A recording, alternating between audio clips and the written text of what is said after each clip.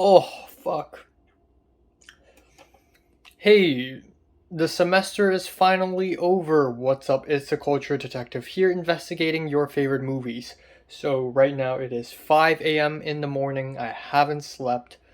My roommate's doing something downstairs, and my tongue is hurting because it's always been hurting.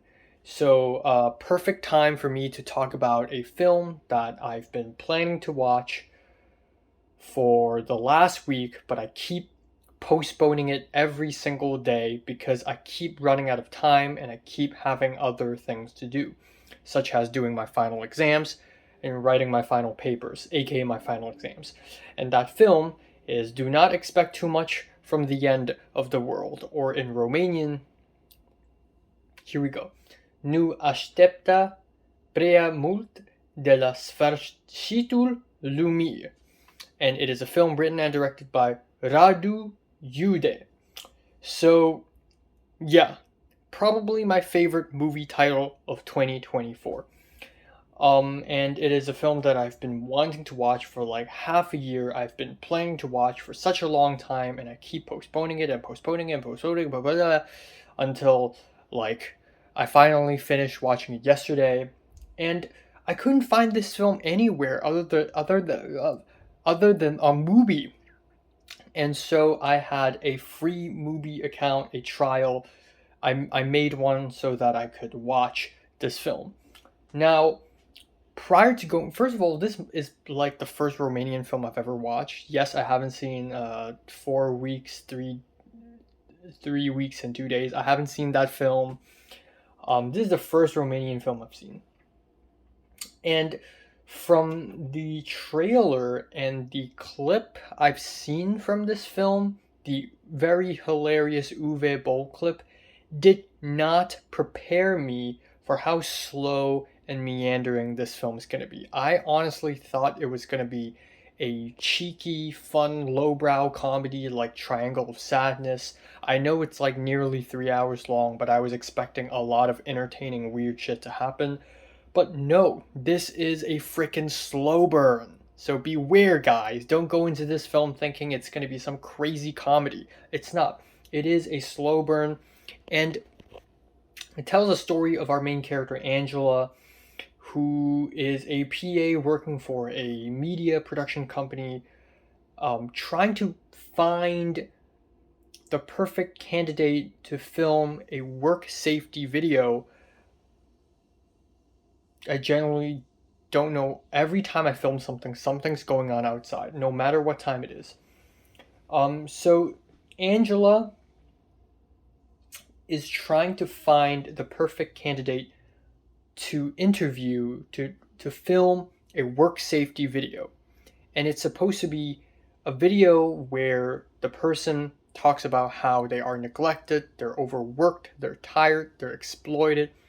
But this video is in fact for the corporations themselves, and they're not PSAs. They're actually videos to urge people to follow rules. So they defeat the purpose anyways. And this film is also intercutting with a bunch of movie clips from a 1980s Romanian film called Angie Goes On, which is about a taxi driver. Now, the interesting thing is, this film is mostly in black and white. Another thing I completely did not expect is that this film is mostly in black and white, but whenever we go into the movie, inside the movie, Angie Goes On, it is in color. Now, there are a few other moments where this film is in color. One is whenever we are inside the phone.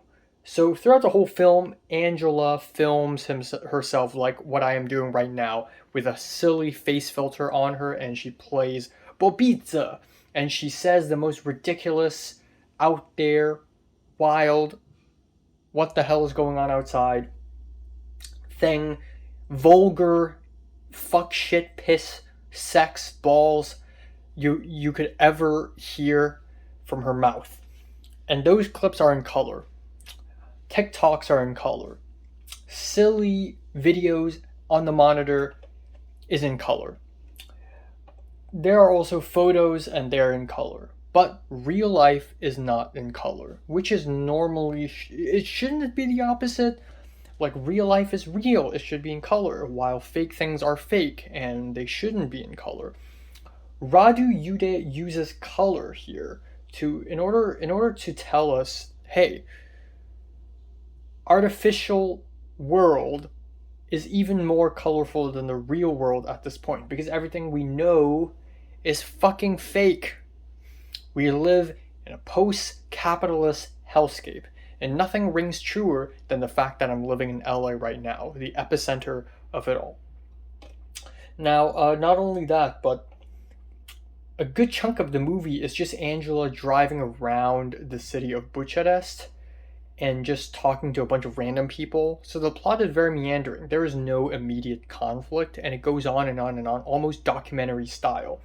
And it immediately strikes me as Kiarostami's And Life Goes On, but also in many ways this is an anti-film. It's anti-entertainment, because if you put a huge conflict into the story, interesting characters, it's basically sucking up to a corporation anyways. By making an anti-film, you're making a very bold statement. Hey, your movie has a lot of funding, it is connected to big companies, and it has cool stories and handsome actors and actresses, so fuck you, we're not doing any of that shit.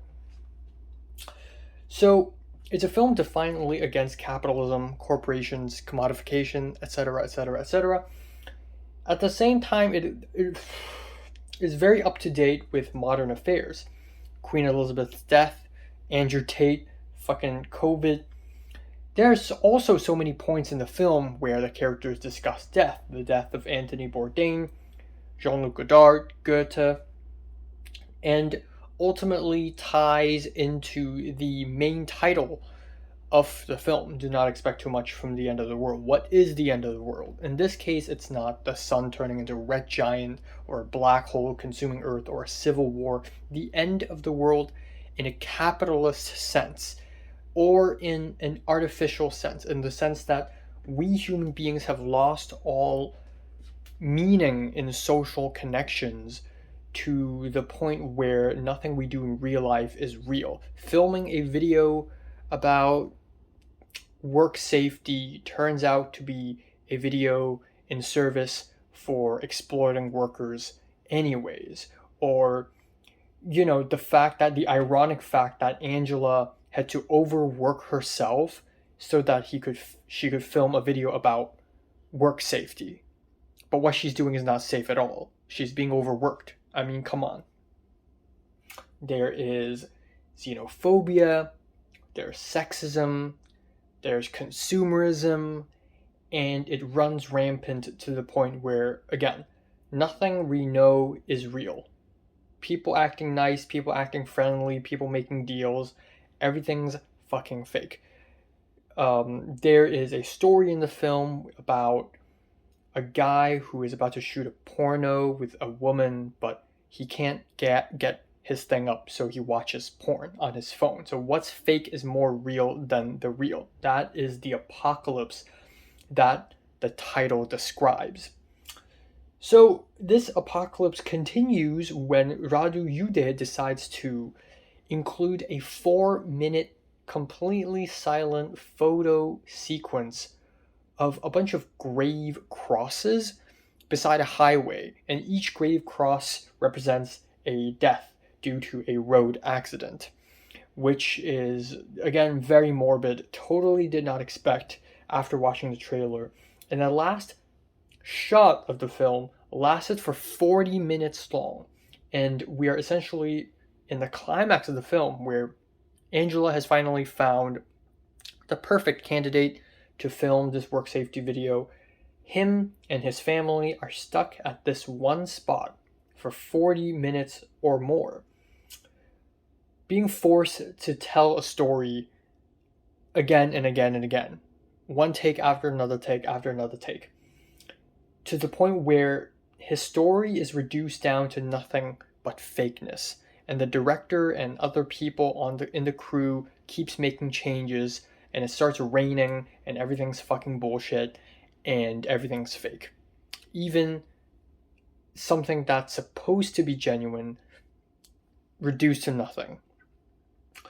I also want to mention how the DIY opening credits and end credits of the film really remind me of Dogma 95, like The Celebration by Thomas Vinterberg. In fact, the whole film just radiates a Dogma 95 vibe, if you know what I mean. And overall, it's a very well read, very literate film. And again, doesn't use lowbrow humor. It is dark comedy and it is lowbrow, but used in a highbrow way. Anyways, it's a very conflicting film for me because at some points I didn't feel engaged with the film, but there are also other points where I was like, wow, this is smart as fuck. So I'm tired. I'm gonna go to bed. Giving this film a light 8 out of 10. So, have you watched Do Not Expect Too Much from the rest of our... Subscribe if you want more.